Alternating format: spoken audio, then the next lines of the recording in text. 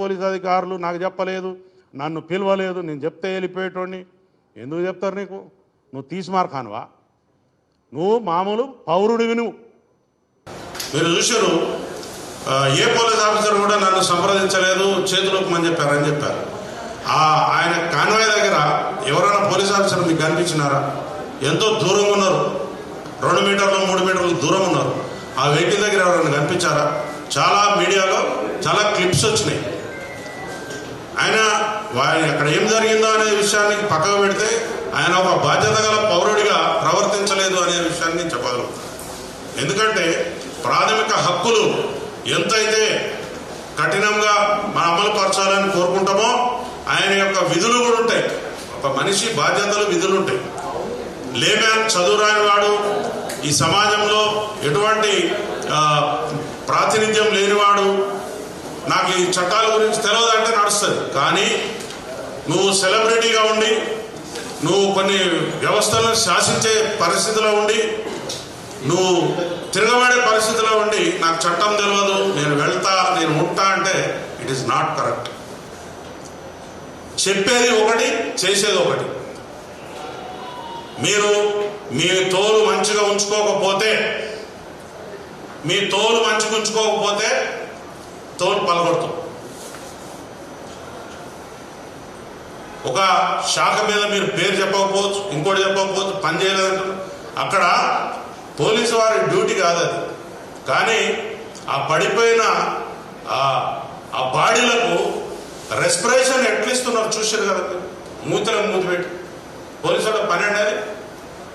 కానీ ఒక వ్యక్తి అక్కడ జీవితం పడిపోయాను తీసుకుని ఆ యొక్క రెస్పిరేటరీ సిస్టమ్ అట్లా అందించారు. కాబట్టి అందులో ఒక బాబు ఇవ్వడం మన కోసం అవకాశం. వ్యక్తిగతంగా పోలీస్ అధికారులు నాకు చెప్పలేదు, నన్ను పిలవలేదు, నేను చెప్తే వెళ్ళిపోయేటోడిని. ఎందుకు చెప్తారు నీకు? నువ్వు తీసిమార్కానువా? నువ్వు మామూలు పౌరుడివి. నువ్వు you are a common citizen. నీకు సిటిజన్షిప్ ఇక్కడ ఉందో లేదో కూడా తెలియదు. నీ ఆధార్ కార్డు ఎక్కడ ఉందో మాకు తెలియదు. ఫస్ట్ ఆంధ్రాలో ఉందా, తెలంగాణలో ముందు అది డిక్లేర్ చేయాలి.